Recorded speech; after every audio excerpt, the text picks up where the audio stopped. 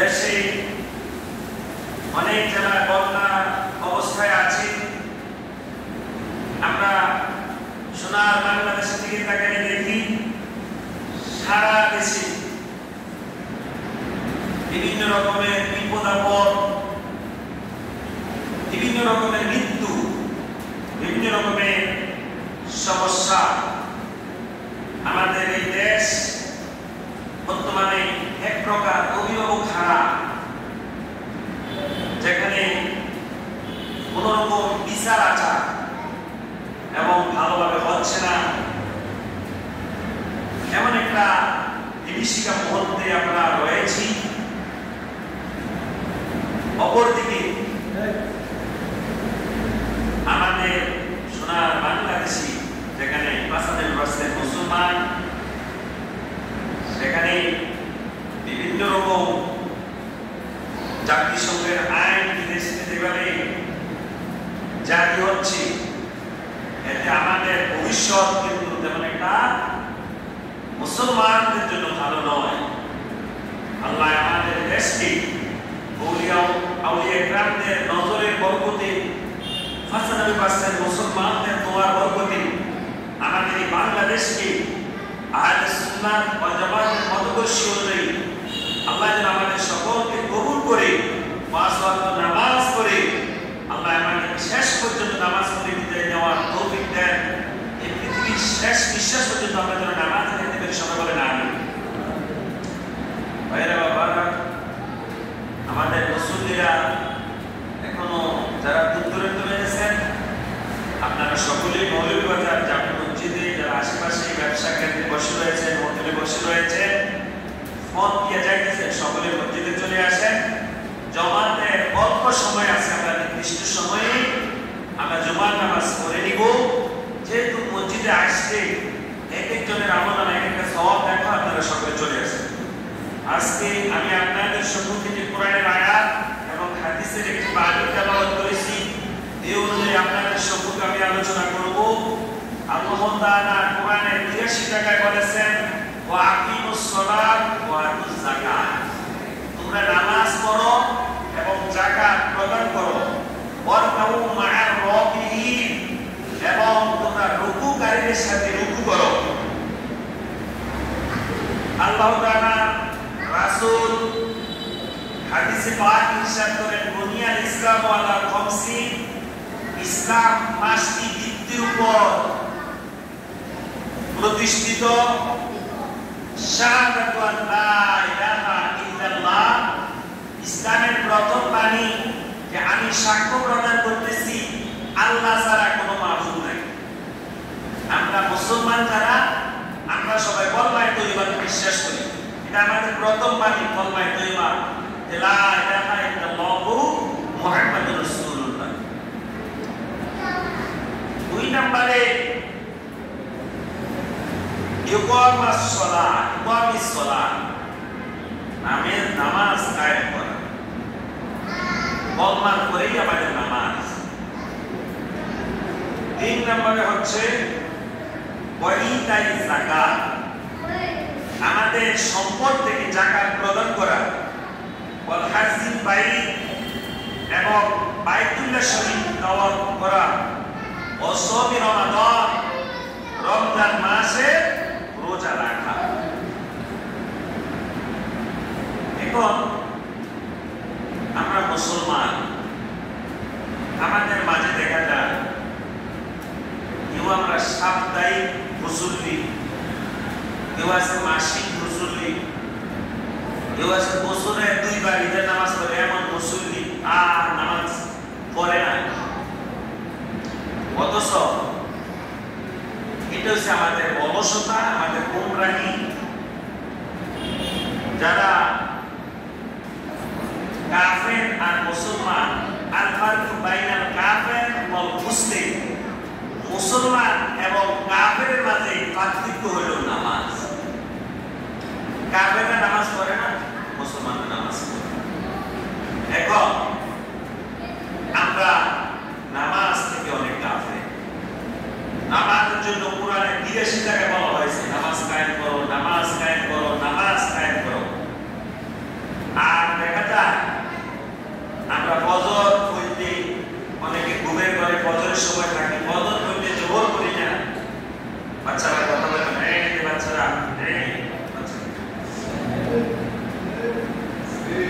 আমরা পাঁচ ওয়াক্ত নামাজ আমরা সঠিকভাবে আদায় করতেছি না।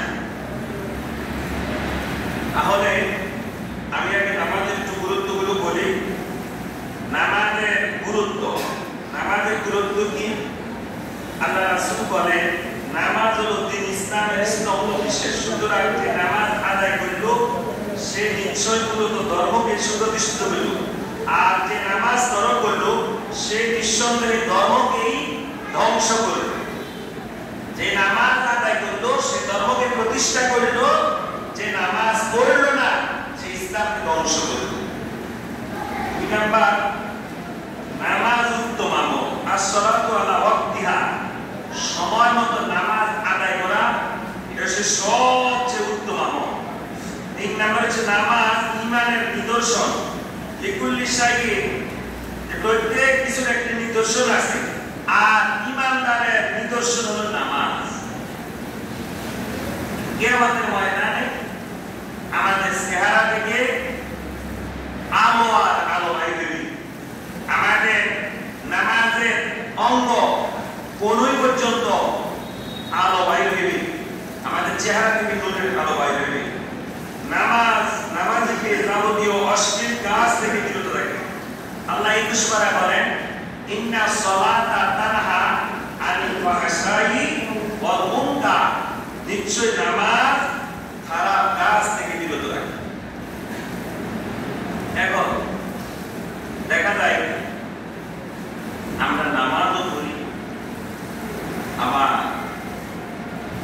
এই সাতওয়ালের টিভি পর্দা থেকে এই বিভিন্ন আমরা কিছু খবর চাওয়া, এছাড়া অন্যান্য যা কিছু দেখা আমরা এগুলো দেখা। আমরা নামাজও পড়ি, পরে লাইভও করি, আমরা নামাজও পড়ি, সুদও খাই, আমরা নামাজও পড়ি, ঘুষও খাই, আমরা নামাজও পড়ি, জবান দিয়ে খারাপ কথা বলি, আমরা নামাজ পড়ি, পরে হক নষ্ট করি, আমরা নামাজ পড়ি, মা বাবার হৃদয়ে আগুন জ্বালাই, তাদেরকে কষ্ট দেই, আমরা নামাজ পড়ি, আমরা নামাজও পড়ি, সঠিক পথে তারা থাকি না। বুঝা গেল আমাদের এই নামাজ, আমাদের এই নামাজটা আমাদেরকে খারাপ কাজ থেকে কেন বিরত রাখতেছে না? আমরা যে খারাপ কাজগুলো সারি। নামাজ দ্বারা গুনাহ মাফ। আল্লাহ রাসূল বলেন 5 ওয়াক্ত নামাজ এক জুমা থেকে অপর জুমা। আমরা যে গত জুমা করছি, আজকে জুমার নামাজ পড়তে এসেছি, একটা জুমা থেকে আরেক জুমা আমাদের গুনাহগুলো মাফ করে। এবং এক রমজান থেকে আমরা গত রোজা রাখছি, আল্লাহ বাঁচাইলে সামনে রোজা যদি আমরা রোজা 30টি রোজা পালন করি, এক বছরে 11 মাসের মধ্যে আমাদের যা গুনাহ রাশি হয় আল্লাহ এক রমজান থেকে আরেক রমজানের পরবর্তী আল্লাহ মধ্যবর্তী গুনাহগুলো মাফ করে দেন। এখন আল্লাহ রাসূল বলল নামাজ কিভাবে আমাদের গুনাহগুলো মাফ করে। আল্লাহ রাসূল বলছে তোমার বাড়ির সামনে যদি একটা নদী থাকে, তুমি যদি 5 বার এই নদীর মধ্যে গোসল করো, অথবা 5 বার তোমার অঙ্গ প্রত্যঙ্গগুলো ধো, তোমার হাত পায়ে ময়লা থাকবে কিনা? আল্লাহ রাসূল সাহাবারা বলেন হুজুর আমরা যদি 5 বার দৈনিক গোসল করি তো আমাদের শরীরে তো কোনো ময়লা থাকার কথা না। আল্লাহ রাসূল বলেন তোমরা নামাজের জন্য যখন 5 বার তোমাদের হাত পা ধৌত করবে, আল্লাহ তোমাদের ওযু করার পরবর্তী তোমাদের গুনাহ রাশি মাফ করে দেন।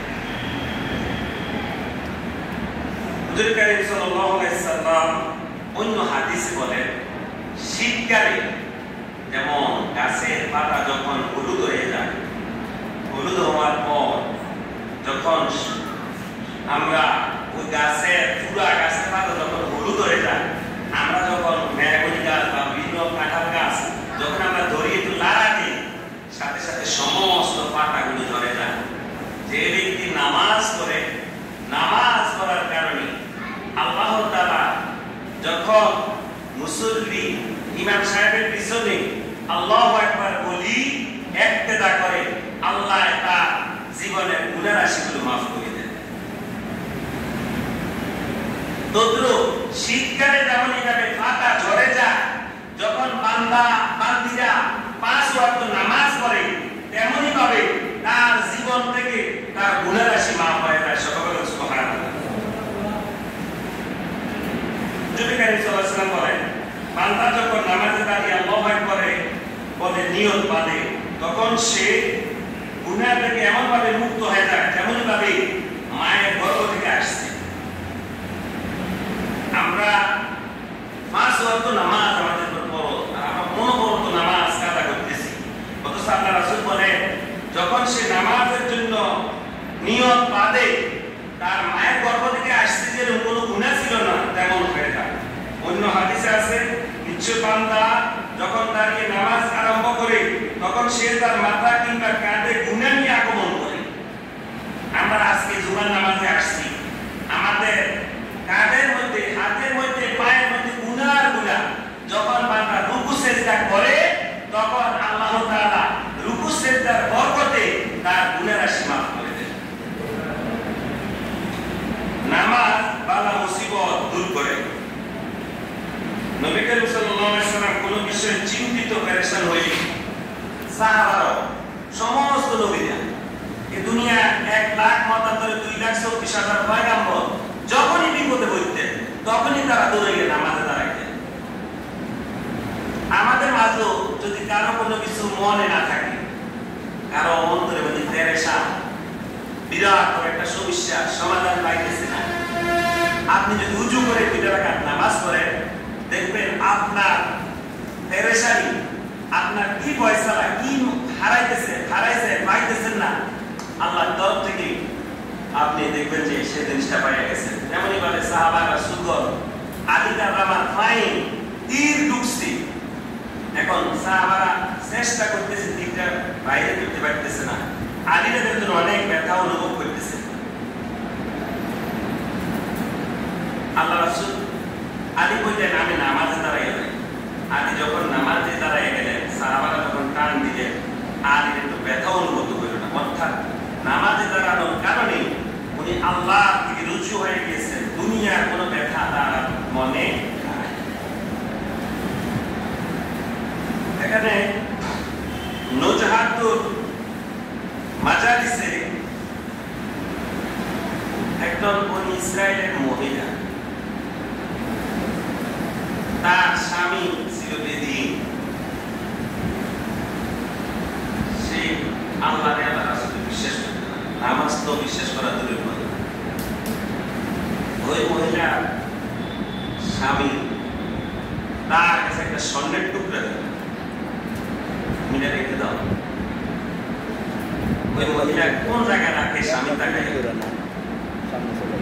দেখো মহিলা যখন আবার ওই জায়গায় ঘরের কোনায় রাখি, সে কাজ করতেছে, স্বামী যাইয়া ওই পাতিল থেকে স্বর্ণের টুকরাটা লইয়া পানিতে পালাইয়া দিল, নদীতে পালাইয়া দিল। কিছুকাল পর স্বামী বলল, আমার স্ত্রী তুমি আমার স্বর্ণের টুকরাটা দাও তো। সে 2 রাকাত নামাজ পড়ি, বিসমিল্লাহির রহমানির রহিম। না, এটি কথা হচ্ছে ওই ব্যক্তি ওই দিন একটা মাছ পাই, নদীর মাছ বাজারে আনলো, তার থেকে মাছটা সুন্দর লাগলো। সেই মাছটা তার স্ত্রীকে বললো যে ধরো এটা একটু রান্না বান্না করো, ফোটার সময় সে ওই স্বর্ণের টুকরাটা পাইল, যে স্বর্ণের টুকরাটা তার স্বামী ওই নদীতে পালাইয়া দিল।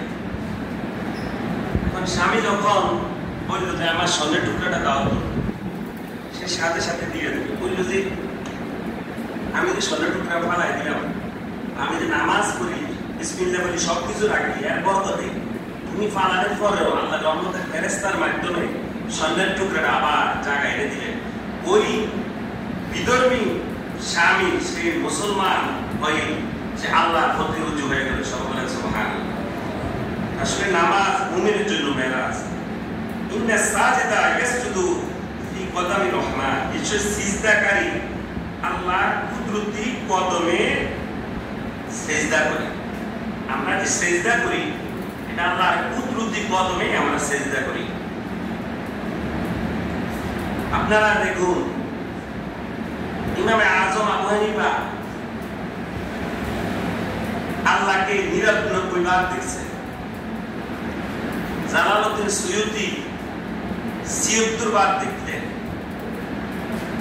দেখেন আল্লাহ রাসূল বলছে যদি তোমরা আল্লাহরে না দেখো, হাদিসে কুদসি আল্লাহ বলছে আল্লাহ তোমাদেরকে দেখতেছি এই বলে তোমরা নামাজ পড়ো। এখন আমরা অনেকে নামাজ পড়ি, নামাজ পড়তে যাইয়া কফা না জমিনে লাগাই না, অথবা নামাজ পড়তেছি কোনোই জমিতে লাগাইয়া দিলাম, আবার নামাজ পড়তেছি রুকুতে এই গল্লা কিন্তু উঠাইয়া আবার নিচে সোজাই পড়ল না, আবার রুকুতে যাওয়ার সময় রুকুতে যাইয়া সোজাসুজি না দাঁড়ায় এই সামান্য একটু ইশারা দিয়ে আবার নিচে চলে যায়। আল্লাহ রাসূল বলে যারা তার নামাজের অঙ্গগুলো নামাজের মধ্যে তার শরীরে শক্তি থাকা সত্ত্বেও তার নামাজটা কম্পিউটারের নামাজ, 4 মিনিটে 10 টাকা করিয়ে না, এত দ্রুত নামাজ পড়ে যে এত দ্রুত নামাজ পড়ার কারণে শরীরের অন্যান্য অঙ্গ প্রত্যঙ্গ, আমাদের শরীরের নামাজের অঙ্গ তো নাক, কপাল, হাত, পা, এছাড়াও তো আরো অঙ্গ আছে। শরীরের অন্যান্য অঙ্গ আল্লাহর কাছে অভিযোগ দায়ের করে, অভিশাপ দেয় ওই ব্যক্তিকে যে আল্লাহ এই নামাজ পড়তে যায় এত দ্রুত নামাজ পড়ল, আমাদের শরীরের অন্যান্য অঙ্গ প্রত্যঙ্গগুলো আমরা তার প্রতি রাজি নেই, তাকে অভিশাপ দিতেছি। আপনি নামাজ পড়লেন, এবার যে জুমার নামাজ 2 রাকাত পড়ি তো কেউ যোহরের নামাজ পাও না, বড় সুন্নাহ 4 রাকাত না হইল, অথচ আল্লাহ রাসূল বলছে যে ব্যক্তি 4 রাকাত যোহরের নামাজ সুন্নাত আদায় করে আল্লাহ রাসূল তার জন্য জান্নাতের জিম্মাদার হয় না। সবাই সুবহানাল্লাহ। কি করে? আচ্ছা জুমা তো যোহরের সবর, জুমার নামাজের কবলা জুমা বারদা জুমা আদায় দেয় তো রুকুতে শক্ত করে হাঁটুকে ধরতে হয়, সেজদা তাসবিহ পরিমাণ থাকতে হয়, সোজা হয়ে বসতে হয়, আমরা এগুলোর কাজও নাই। নামাজ ইমামের আগেই কল্লা উঠে গেলাম, ইমামের আগে সেজদা থেকে রাত উঠতে যায়, রুকু থেকে উঠতে যায়, তাদের নামাজ তো বাতিল হয়ে যাবে। এবং অনেকে আছে সূরা কেমনে পড়ে আলাদা তারা দিয়ে পড়ে, এত দ্রুত কিভাবে পড়ে? 2 মিনিটে 4 রাকাত নামাজ। কিয়ামতের ময়দানে ওই সকল ব্যক্তিদেরকে যদি আল্লাহ বলে তোমরা কি নামাজি, যারা কম্পিউটারে নামাজ পড়ছে আর যারা পড়ে না, ওই বছরে একবার ঈদের নামাজ পড়ছে, মাস একবার পড়ছে, জুমার নামাজটা পড়ছে, তারা তো ভাই আল্লাহ আমরা তো নামাজি ছিলাম দুনিয়াতে, আল্লাহকে যদি নামাজি হয়ে যেত রুকু সিজদা করা হয়।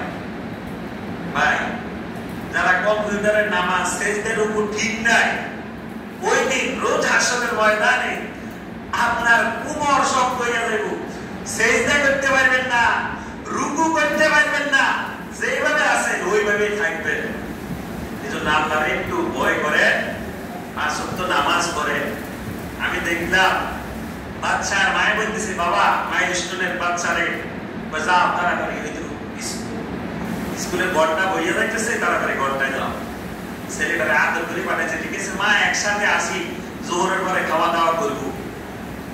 মায়ে যদি যাইতো, বাবা বাচ্চা যদি যাইতো, মানে বিমান করি আমরা 550 ছাত্র এই 2 তলার এক ভবনে আসি, আমরা মারা যাই মানে অনেকে, একটা ছেলে মেয়ে তো সেখানে যাইতো না। মৃত্যু এমনই, কারণে বলি আসে না, দাদা খায়, বাপ খায়, নাতি চলে যায়, কার কখন ডাক এসে যায়। এজন্য মৃত্যুর জন্য সজাগ থাকেন।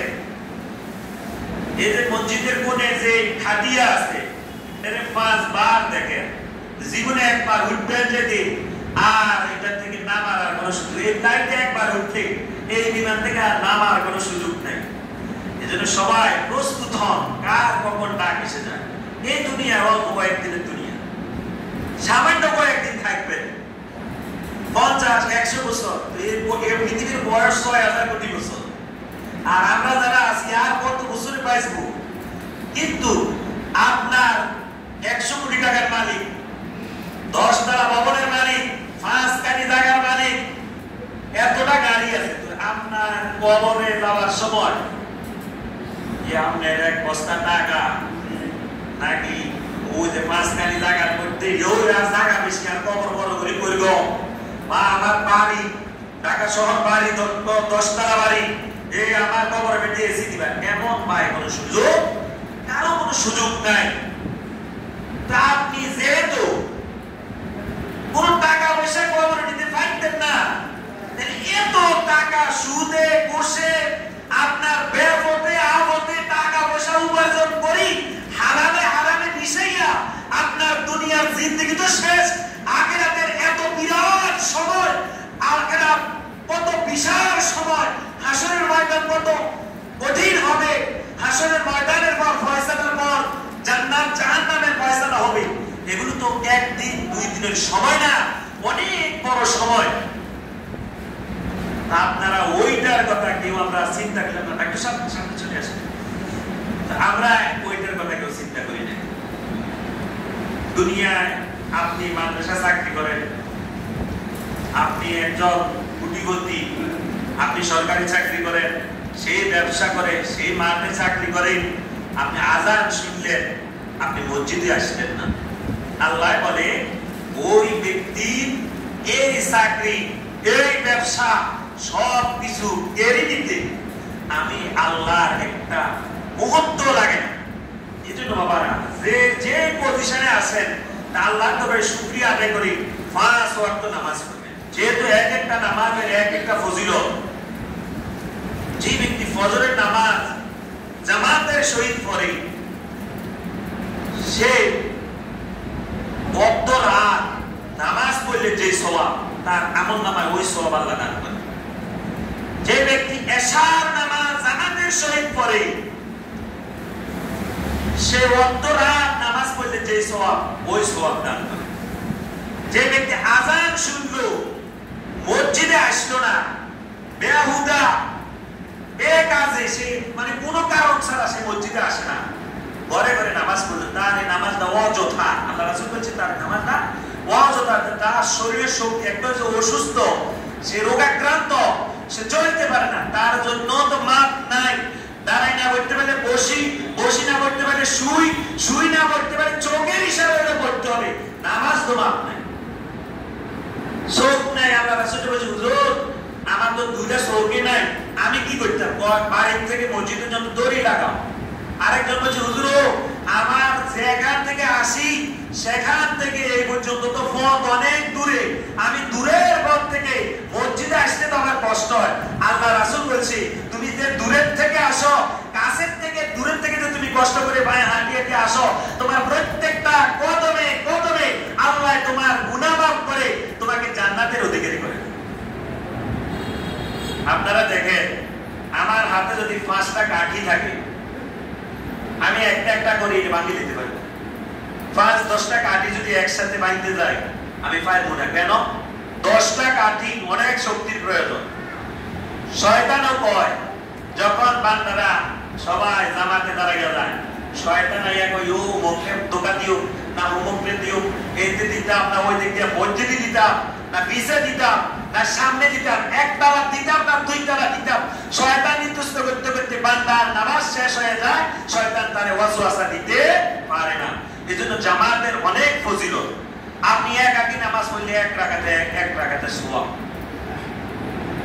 আমার আব্বারে বলছে হুজুর ছোটবেলায় তো মা বাপ গরিব আছে, বক্তব্য আছে না, আমি আলহামদুলিল্লাহ সুরও হারি না, একটা সুরও পারি না, বুড়ো তো হয়ে গেলাম, এখন যে নামাজ দিতে পারি না হুজুর আমি কি করতাম।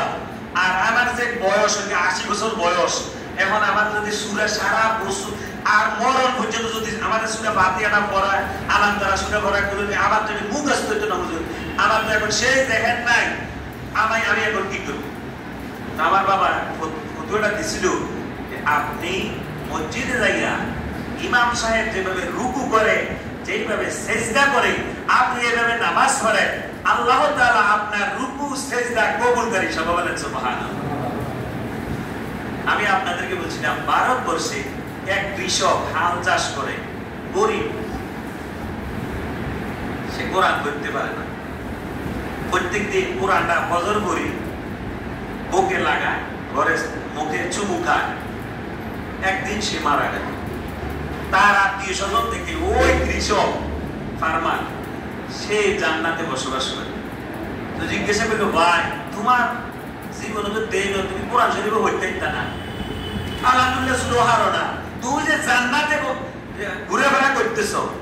বলছি আমি তো পড়তে পারতাম না ঠিক, কিন্তু আমি প্রতিদিন ফজরের নামাজের পরে আল্লাহর রুকু সিজদা করি, আমি ওযু সহকারে কোরআনটারে বুকে লাগাইতাম, মুখে চুমু খাইতাম, এর বরকতে আল্লাহ আমারে maaf করি জান্নাত দিছে। সকল সুবহানাল্লাহ। অপর রাওয়ায়াতে পাইলাম এক মহিলা, সে তেমন নামাজ রোজা করতো না, কিন্তু যখনই আযান দিত তখন সে মাথার মধ্যে ঘোমটা দিয়ে দিত। যখনই আযান দিত সে মাথার মধ্যে ঘোমটা দিয়ে দিত। দেখা গেল কি ওই মহিলার বর্ণনায়ও পাওয়া যায়, ওই মহিলার আল্লাহ মাফ করে দিলেন। কেন মাফ করে দিলেন? ও সে নামাজ ঠিক আছে কম পড়তো, কিন্তু সে আযানের ধ্বনি যখন শুনতো সে যে তার চুলকে আবরণ করতো, এর কারণে এই আমলটার কারণে আল্লাহ মাফ করছে। আসলে আল্লাহ জাহিলি যুগে এক মহিলা দেহ ব্যবসা করতো, মরুভূমিতে যাইতেছে, একটা কুকুর ওই ইন্দ্রের দিকে তাকাইয়া তাকাইয়া তার মুখ থেকে লালা বেরোতেছে। মহিলাটা আরে আল্লাহ, আল্লাহর একটা সৃষ্টি থাক, তার পরনে কাপড় ছিল, এই কাপড়টারে সে দড়ি বানাইয়া ফেসাইয়া ফেসাইয়া একদম ইন্দ্রের ভিতরে দিয়া সে ওই কাপড়ের মাথার মধ্যে যখন পানি লাগছে, ওই পানিটা সে কুকুরের জবানের মধ্যে কি চিপি চিপি দিতেছে। ওই কুকুর দোয়া করলো, আল্লাহ যে ব্যক্তি আমারে পানির পিপাসা মিটাইয়া আমারে পাশে তুমি তারা মাফ করে দাও। কুকুরের দোয়ার বরকতে আল্লাহ তার গুনাহ মাফ করে, সে একটা দেহ ব্যবসায়ী মহিলা, আল্লাহ মাফ করুন না, আল্লাহ কারে কারণ তাকে আল্লাহ মাফ করে দিয়েছে। সবাই বলেন সুবহানাল্লাহ। অপর বর্ণনা আছে এক শিকারী, সারা জিন্দেগি শিকারী করত, তারও আমল কম। সে কাগজ একটা পাইল, ওটার মধ্যে লেখা আছে লা ইলাহা ইল্লাল্লাহু মুহাম্মাদুর রাসূলুল্লাহ। সে আরে জীবনেতে কত নষ্টামি, কত মানুষের হক যে নষ্ট করলাম, আজ একটা কাগজ, এটার মধ্যে আল্লাহ আল্লাহ রাসূলের নাম, সেইটারে পাইয়া চুমু খাইলো। এরপর সে স্বীকার করতে যাইতে সে এটারে পকেটে রাখলো। এখন সে শিকারে দাঁড়াইলো, ফাঁকি আল্লাহর কাছে প্রার্থনা করতেছে, আল্লাহ শিকারি যেমনি আমার দিকে তীর আর বন্দুক ধরছে, আমার কলজা তো সেদা করিয়া লাগবে। আর উহুদিয়া গাছের গর্ত থেকে সাপ ওই পাখির শিকারের জন্য একবারে সবল মারি রয়েছে। এখন ফাঁকি কয়, আল্লাহ উড়া দিও লাভ নাই, একবারে তীরে ভরবো না সাপে কামড় দিব, তুমি আল্লাহ আমারে বাঁচান ছাড়া আর কোনো রক্ষা নাই। তো আল্লাহ ফাঁকির দোয়াটাই কবুল করলেন। তারে দিছে শিকারে দিছে পায়ের মধ্যে পিঁপড়ায় কামড়, সে উফ করছে, উফও কইছে, আবার তীরও মারছে, তীর যায় ফাঁকির কলজা না পড়ছে সাপের কল্লার মধ্যে, সাপে আবার তার বরাবর। এখন সাপ আয় পড়ছে তার মাথার মধ্যে, সাপের দিশা পিশা না পাই দিছে শিকারীতে কামড়, শিকারী মারা গেল। ইন্তেকালের পর দেখলো ওই শিকারীর আত্মীয় স্বজন সে বেহেশতে। ভাই তুই যে সারা দিন শিকার করতি, তুই খারাপ কাম ছাড়া বালা কাম তুই দুনিয়াতে করছ, আমার আর কোনো, আমিও জানি না যে আল্লাহ আমার কি কারণে মাফ করছে। আমি জিজ্ঞাসা করলাম, আল্লাহ আমারে মাফ করে দিল, আমি কালেমা শরীফের ইজ্জত করার কারণে আল্লাহ আমারে মাফ করে দিয়েছে। তাহলে দেখা গেল কোন লোক জীবনে সারা জিন্দেগি ভালো করছে, 80 বছর হলে মরণের আগে সে খারাপ হয়ে গেছে, আল্লাহ রাসূল বলছে ওই ব্যক্তি জাহান্নামী। আরেক লোক জিন্দেগিটা করছে খারাপ, ইন্তেকালের আগে মরণের আগে সে ভালো হয়ে গেছে, তওবা করে সে ভালো হয়ে গেছে, আল্লাহ রাসূল বলছে ওই ব্যক্তি জান্নাতি। তাহলে আমরা 5 ওয়াক্ত নামাজ পড়ব, এক একটা নামাজের এক একটা তাসির। ফজর নামাজ পড়লে চেহারা সুন্দর হয়, জোহরের নামাজ পড়লে আল্লাহ রিজিক বাড়াই দেন, আসরের নামাজ পড়লে আপনার যৌবন শরীরের শক্তি ঠিক থাকলে রোগ ব্যাধি থেকে আল্লাহ হেফাজত করবেন, মাগরিবের নামাজ পড়লে আল্লাহ আপনার সন্তানাদি বড় বড় ভালো কাজে, ইসলামের কাজে মুজাহিদ বানাইয়া দিবেন ইমাম হোসাইনের মতো। এশার নামাজ পড়লে আপনি বিভিন্ন সময় আপনার মুর্দা মা বাপ বিভিন্ন নবী, বিভিন্ন ভালো মানুষদের দর্শন লাভ আপনি করিবেন। আল্লাহ আমাদের সবাইকে 5 ওয়াক্ত নামাজ হিসেবে কবুল করুন। নামাজ ছাড়া আমাদের আর কোনো উপায় নেই। আমরা নামাজি হব। 5 ওয়াক্ত নামাজ আপনাদের কদমে ধরে আমি বলবো, 5 ওয়াক্ত নামাজ ছাড়বেন না। যদি 5 ওয়াক্ত নামাজ ঠিক, আপনার সারা দিন রাত সব ঠিক। আপনি আজকে ফজরের নামাজ না পড়তে কাজা হয়ে গেছে, সারা দিন দেখবেন মাদ্রাসা যান, স্কুলে যান, কর্মস্থলে যান, সব জায়গায় দেখবেন মুনুসার করুন, যেখানে যান আপনি হুজুর খাইতেছেন। ফজরটা ঠিক, সারা দিন আপনার ঠিক ঠিক। আল্লাহ আমাদের সবাইকে 5 ওয়াক্ত নামাজি বানান। ওয়া মা তাওফিক ইল্লা বিল্লাহ। আসসালামু আলাইকুম ওয়া রাহমাতুল্লাহি